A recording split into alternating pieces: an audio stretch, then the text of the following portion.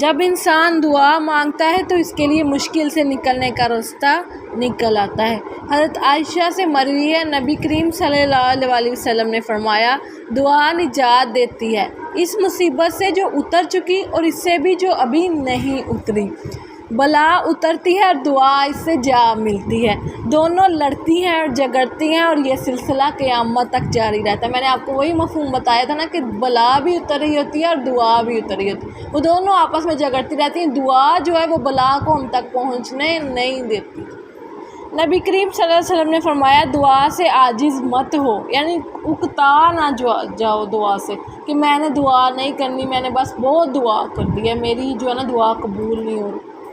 تھکو نہیں، اللہ تعالیٰ نے دعا کے ساتھ کسی کو ہلاک نہیں کیا۔ کبھی ایسا بھی ہم دعا مانگے اور ہم ہلاک ہو جائیں، ایسا نہیں ہوتا نا، اس لیے تھکنا نہیں چاہیے۔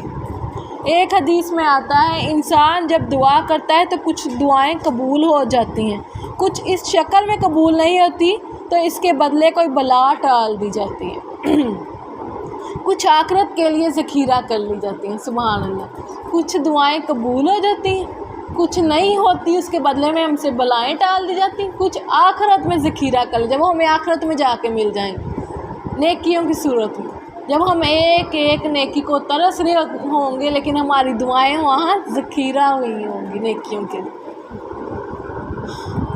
چاہیے یہ ہے کہ قبولیت کی دعا کریں، اللہ کی بات ماننا کریں اگر یہ چاہتے ہیں کہ ان کی مانی جائے، یعنی اگر ہم چاہتے ہیں ہماری بھی مانی جائے تو ہمیں بھی چاہیے کہ ہم اللہ کی بات مانیں۔ حدیث میں آتا ہے، جو اللہ سے سوال نہیں کرتا اللہ تعالیٰ اس سے ناراض ہوتا ہے۔ اور روزوں کی راتوں میں تمہارے لیے اپنی بیویوں کے پاس جانا حلال کر دیا۔ ابتدائی اسلام میں کھانا پینا اور ازواجی تعلق صرف عشاء تک ہے۔ زینت کا ذریعہ تو شوہر اور بیوی آپس میں ایک دوسرے کے لیے خوبصورتی کا ذریعہ ہے۔ رسول اللہ صلی اللہ علیہ وسلم نے فرمایا، اے نوجوانوں کے گروہ، تم میں سے کوئی نکاح کی استطاعت رکھتا ہو، اسے چاہیے کہ وہ نکاح کرے، کیونکہ یہ نگاہ کی حفاظت کا ذریعہ ہے، عزت و عصمت کی حفاظت کا ذریعہ ہے۔ نکاح لباس انسان کے لیے سکون کا ذریعہ ہے، اسی طرح شوہر اور بیوی ایک دوسرے کے لیے سکون ہے۔ لباس انسان کے لیے لازم و ملزوم ہے، اسی طرح شوہر اور بیوی ایک دوسرے کے لیے لازم و ملزوم ہے۔ رسول اللہ صلی اللہ علیہ وسلم نے فرمایا، نکاح سے بہتر کوئی چیز دو محبت کرنے والوں کے درمیان نہیں پائی گئی۔ لباس جسم کا پردہ دیتا ہے، اسی طرح میاں اور بیوی ایک دوسرے کے لیے پردہ پوشی کرتے ہیں۔ لباس انسان کی حیا کا ذریعہ ہے، اسی طرح میاں اور بیوی ایک دوسرے کے لیے حیا کا ذریعہ ہے۔ حضرت برا بن اعظم سے روایت ہے، جب روزے فرض ہوئے تو صحابہ کرام رضی اللہ تعالیٰ عنہ پورا رمضان اپنی عورتوں کے پاس نہیں جایا کرتے تھے، لیکن کچھ نے چھپ کر یہ کام کیے تو اللہ تعالیٰ نے یہ آیت نازل کی۔ حضرت قیس دن بھر مزدوری کی اور جب گھر آئے تو بیوی سے پوچھا، کھانے کے لیے کچھ ہے؟ تو اس نے کہا کہ میں کچھ بندوبست کر دیتی ہوں۔ جب وہ واپس گھر آئی تو حضرت قیس سو چکے تھے، تو بہت افسوس ہوا، اسے کتنا زیادہ افسوس ہوا کہ میرے واپس آنے سے پہلے ہی حضرت قیس سو چکے ہیں۔ اگلے دن دوپہر کو حضرت قیس بے ہوش ہو گئے۔ حضرت محمد صلی اللہ علیہ وسلم تک یہ بات پہنچی تو یہ آیت نازل ہوئی، یعنی پہلے کیا تھا، رات تک روزے رکھنے کا حکم تھا۔ جب رات کو ان کا روزہ کھلنے لگا حضرت قیس کا تو وہ گھر آئے، اپنی بیوی سے پوچھا کچھ ہے کھانے کو؟ انہوں نے کہا کہ میں کچھ بندوبست کر دیتی ہوں، اور وہ اس دوران سو گئے۔ بندوبست کرنے کے دوران جب ان کی بیوی بندوبست کر کے لائی ہوں گی تو وہ سو چکے تھے۔ نیکسٹ ڈے جب وہ اٹھے تو ان کا روزہ تھا، یعنی روزہ تب سٹارٹ ہو جاتا تھا نا، ایسے نہیں تھا کہ سحری ہم سحری ٹائم کھاتے ہیں، یہ چیز نہیں۔ جب آپ نے روزہ افطار کر لیا اس کے بعد آپ کا دوسرا روزہ شروع ہو گیا، تو اب اگلے دن حضرت قیس دوپہر ٹائم بے ہوش ہو گئے۔ نبی کریم صلی اللہ علیہ وسلم تک یہ ساری بات پہنچی کہ ایسے وہ روزے کی حالت میں بے ہوش ہو گئے، یعنی اتنا لمبا روزہ ہوتا تھا۔ اب تو ہمارے لیے بہت آسانیاں ہیں نا، ہم سحری کھاتے ہیں، افطاری کرتے ہیں، ہم رات کو سوتے ہیں، لیکن ہمیں پتہ ہوتا ہے کہ ہمارا روزہ نہیں، ہم چاہے تو کھا لیں، لیکن ان کا روزہ ہی ہوتا تھا۔ پھر یہ آیت نازل ہوئی تھی کہ روزے جو ہے نا پھر شارٹ کر دیے گئے تھے ہماری آسانی کے لیے۔ اعتکاف کی ابتدا کب ہوتی ہے؟ حضرت عائشہ فرماتی ہیں جب نبی کریم صلی اللہ علیہ وسلم اعتکاف کا ارادہ کرتے تو فجر کے بعد بیٹھتے۔ حضرت ابن عباس رضی اللہ تعالیٰ عنہ کہتے ہیں نبی کریم صلی اللہ علیہ وسلم نے فرمایا اعتکاف کرنے والے گناہوں سے باز رہتے ہیں اور نیکیاں اس کے لیے جاری رہتی ہیں کہ جیسے ہر نیکی کرنے والے نیکیاں کرتے ہیں۔ حضرت عائشہ رضی اللہ تعالیٰ عنہ فرماتی ہیں مومن کی تو ساری زندگی روزہ ہے۔ کیا ہے ساری زندگی مومن کی؟ روزہ۔ روزے کا سبق کیا ہے؟ اگر اللہ کے حکم سے حلال چھوڑ سکتے ہیں تو حرام بھی چھوڑ دو۔ حلال چھوڑ دیتے ہیں نا، کھانا پینا حلال ہے تو حرام بھی چھوڑ دو۔ گناہ، چوری، خیانت، جھوٹ، ایک دوسرے پر الزام لگانا، یہ سب چھوڑ دو۔ خاص طور پر رشوت لینا، اسے باطل طریقے سے نہ کھاؤ۔ نبی کریم صلی اللہ علیہ وسلم نے فرمایا میں ایک انسان ہی ہوں، تم میرے پاس جھگڑا لے کر آتے ہو سکتا ہے تم میں سے کوئی ایک دوسرے کی نسبت اپنی دلیل اچھی طرح پیش کرتا ہو اور میں کچھ سنوں اس کے مطابق فیصلہ کروں۔ اگر میں کسی کو اس کے بھائی کے حق میں سے کچھ دینے کا فیصلہ کر دوں تو اسے چاہیے کہ نہ تو کیونکہ میں اسے آگ کا ٹکڑا دے رہا ہوں تو وہ اسے نہ لے۔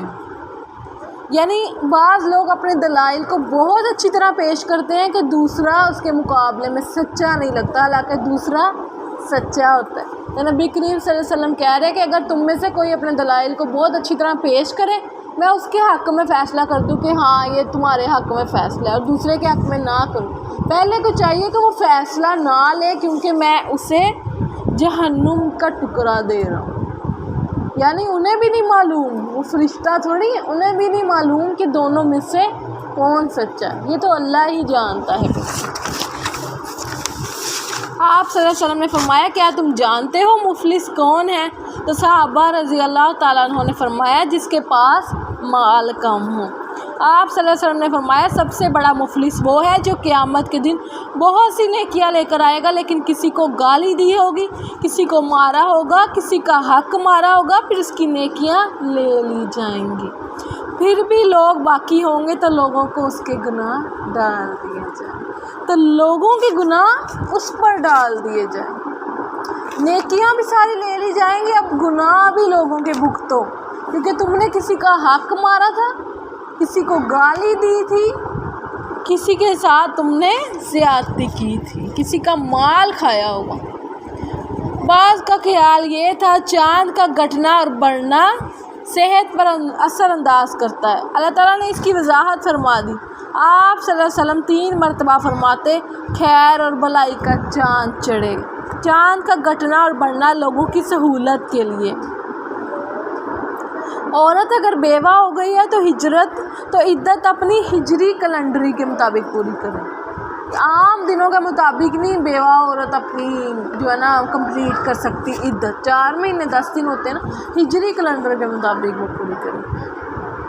طلاق کی عدت بھی ہجری کیلنڈر کے اعتبار سے، رمضان بھی اسی طرح، رمضان بھی ہم ہجری کیلنڈر کے اعتبار سے روزہ رکھتے ہیں اور کھولتے ہیں نا، یعنی ہم عام دنوں پر تو نہیں ٹرسٹ کرتے، جیسے 29 کا چاند ہے، 30 کا چاند، یہ ہجری کیلنڈر ہے نا۔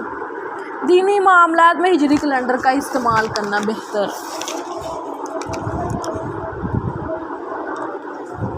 میرا خیال تفسیر یہاں تک جو ہے نا آپ کی کمپلیٹ ہو گئی ہے۔ ہاں جی، اب میں آپ کو 7 سال کا الہدا سے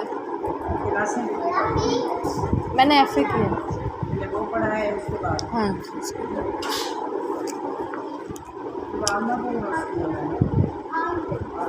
ہاں جی، یہ سالونہ کا وہ سوال کرتے ہیں تجھ سے ان الاہلہ چاند کے بارے میں، قل کہہ دیجئے ہیا یہ مواقیت وقت مقرر ہے لوگوں کے لیے اور حج، اور نیکی یہ نہیں ہے کہ تم گھروں میں آؤ پیٹھوں سے، پیچھے کے دروازے سے آؤ، بلکہ نیکی کیا ہے جو کوئی اللہ تعالیٰ سے ڈرے اور اپنے گھروں میں آئے اس کے دروازوں سے، اصل دروازوں سے نیکی یہ ہے کہ گھروں میں داخل ہوا جائے، نہ کہ کوئی خفیہ دروازہ دیکھا جائے کسی کے گھر میں داخل ہونے کی کھڑکی دیکھی جائے، اس کو ناپسند کیا گیا۔ واتقوا اللہ، اور اللہ تعالیٰ سے ڈرو، لعلکم تفلحون، تاکہ تم فلاح پا جاؤ۔ اللہ سے ڈرنے کا حکم فلاح کی نشانی ہے، اگر ہم اللہ سے ڈرتے ہیں تو ہمیں فلاح ملے گی، اور فلاح ایسی کامیابی ہے جس کو کبھی زوال نہیں آتا۔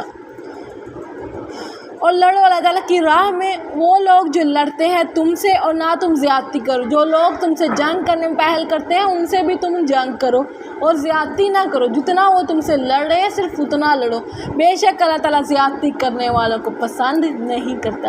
اور زیادتی صرف جنگ کے معاملے میں نہیں، کسی معاملے میں بھی، گھر میں کوئی آپ سے لڑ رہا ہے، آپ اس سے مزید زیادہ لڑنے کی کوشش کریں گے، آپ اس کے ساتھ کیا کر رہے ہیں؟ زیادتی کریں۔ بدلہ لینے کا حکم ہے صرف اتنا ہی جتنا آپ کو کسی نے زیادتی کی، یہ نہیں کہ کسی نے اینٹ ماری آپ پتھر مارنا شروع کر دیں۔